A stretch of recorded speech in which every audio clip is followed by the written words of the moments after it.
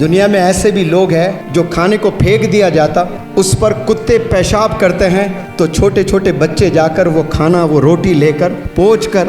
وہی روٹی کھا رہے ہیں، اور آپ کو محنت سے عقل حلال کی محنت سے والدین کھانا کھلا رہے ہیں، ایک چیز نہ دلانے کی وجہ سے آپ 3 دن کھانا نہیں کھاتے ہو، ناراض ہو جاتے ہو، بات نہیں کرتے ہو، غصہ دکھاتے ہو، تو اللہ سبحانہ و تعالیٰ کہیں ایسا نہ کر دے کہ زندگی بھر محروم ہو جائے آپ کھانے سے، جا کر بھیک مانگ مانگ کر کھانا پڑے،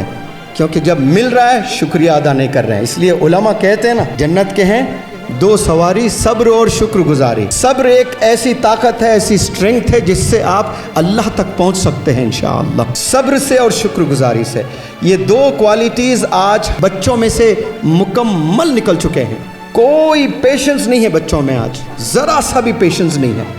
اور صبر تو معلوم ہی نہیں ہے۔